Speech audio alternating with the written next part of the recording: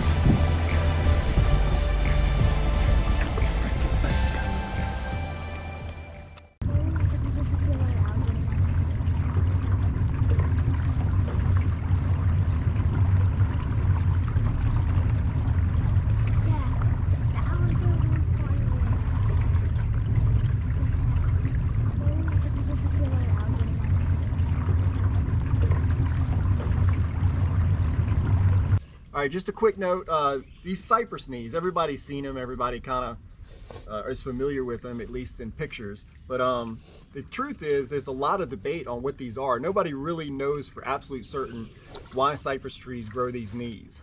Now, one thing they do know is that they are typically the height of the average water level. So, you know, even though these are varying, this is probably your average water level of the river. And of course, some people think that it's to aerate the roots. Some people think it's to help anchor the tree, to keep it from falling in wet soil. But the fact is, nobody's 100% certain what these are. But one thing is certain, they're really cool. I heard a while back that there was a 14-foot cypress knee down in Florida, and thanks to Google, we can fact check things. And the truth is, there is a 14-foot cypress knee. I think it's one of the longest in the world, and it's somewhere down in Florida. So, can't imagine what the water level must be like down there. All right, let's keep going.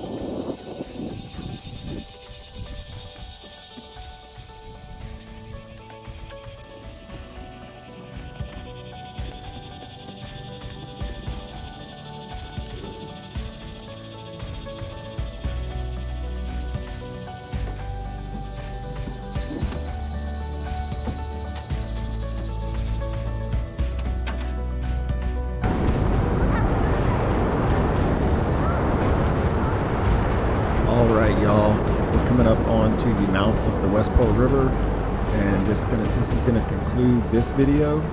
I look very much forward to parts 2 and 3, which are going to be the Middle Pearls and the East Pearl Rivers.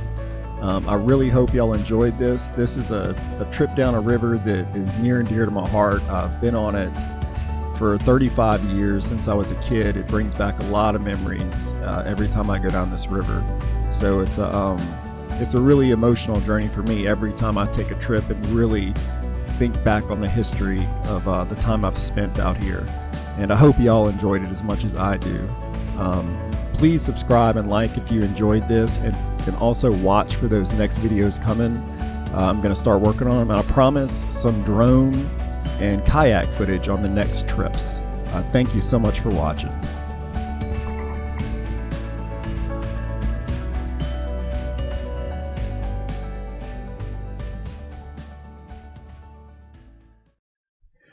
Okay, in this portion, I just want to go over some of the high points in the video and where they were filmed. I'm going to start at Lock 1, which is where we began the tour down the river, which is right here. It's located in Pearl River, Louisiana, or Hickory, Louisiana. They don't really open this lock anymore. They don't use these channels for shipping like they used to. But this was a boat launch where I launched right here. So, and this is where we started. And at 3 minutes and 15 seconds, you can see me coming out and into the West Pearl River.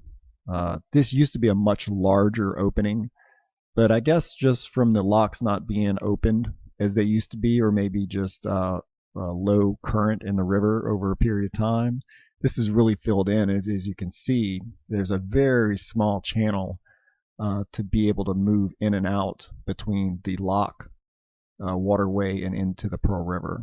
Okay, from there we head south, and the first spot that you're going to see me transition and really film a really scenic area is called Gum Bayou. This is a bayou just north of Crawford's Landing, which is located right here. It's a public boat launch. And Gum Bayou, all these houses used to not be there. And when I was young, we would hunt back in here, we would fish back in here, we do all kinds of stuff. But it's a really nice place if you're kayaking or canoeing and you don't have a boat. It's very close to the launch, so it's real easy to paddle just to right here. And there's, as you can see, it goes quite a ways back. If you have a canoe or kayak, you can get quite a ways back there.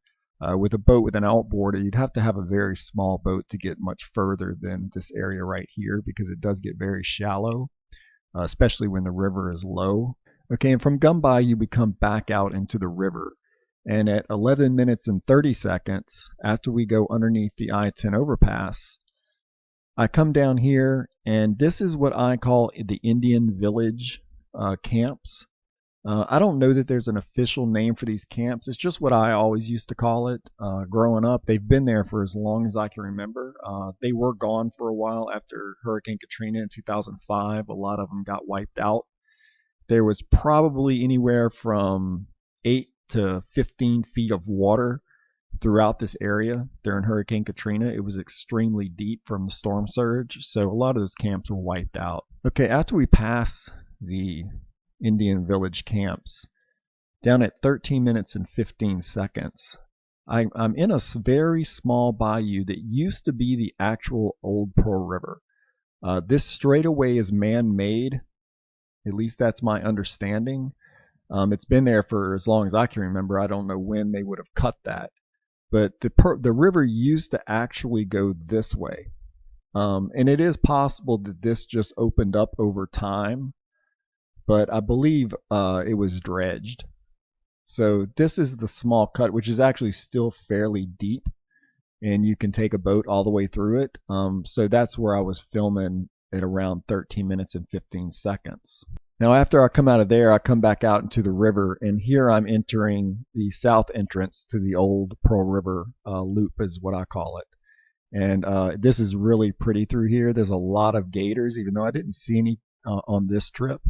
And then at 19 minutes and 20 seconds, you can see me entering this very small bayou right here. This is a really unique little bayou. It's very small as far as width, but it's very deep. So it's really nice to get boats back in here. It's one of the few bayous that's so small and with the bank so close in that is still deep enough in the middle. I guess there's just a lot of drainage that comes through this little cut. And it's always been that way. It's always been deep and you could always get back in there. As a matter of fact, if you see all these little white dots, those are all swamp tour boats from Cajun Encounters Swamp Tour. And they go, this is one of the more scenic areas, and they all come back in here. And again, this is another bayou that you can get to if you only have a kayak or a canoe. There is a public boat launch right here at the old Highway 90 bridge, or I call it the old West Pearl Bridge. And you can launch and you can paddle up to this area and get in here with a canoe or kayak, like I said. It's a little bit of a trip, but it's not too bad. And it is a pretty trip. You'll be fighting the current going to it, but it'll be really nice on the way back. You almost won't have to paddle. And from there, our last stop was our ending point, and that was the mouth of the West Pearl River. I stopped here. So as you can see, the mouth actually comes all the way around, and this is where it goes out into the Wrigley's, and here you have the Wrigley's Bridge. If you come this way, it connects up with the Middle Pearl River, and this is another cut that comes off the Middle Pearl and connects. So this is just a bypass. At least that's what I've always referred to it as, is the West Pearl bypass. And Little Lake is right here. We've always called it Mud Lake. And then once you come out and you go under the Wrigley's, you then go out into Lake Bourne, and this is Lake Bourne. And if you go north from there, you go into Lake Pontchartrain. And so there's all your timestamp marks if you were to ever get down this way, and you could take a swamp tour, or if you had your own boat, maybe you could hit some of these high points that I have in this tour. Okay, here's our ending point, and I just want to give you a very quick overview of what's up and coming. We're going to be doing a tour of the west middle, the middle, and the east middle rivers, which are these three here, here, and here. And they go up, they join up, and they create one middle river up here north of the I-10. And this is the area I'm going to get into with a kayak, and I'm going to give you all some really pretty shots of some swamp. And then we're also going to go up to East Pearl. There's a lot of history on this river. So it's going to be possibly a two-part video. I'm going to wait and see how long it is. But there's a lot to talk about on this river. Okay, so that wraps it up. I'm going to get to work on these next rivers in the coming weeks and hopefully have those videos out very soon. Please subscribe and even hit the bell, and you'll see when I post new videos, and you'll see when I get these videos ready and uploaded.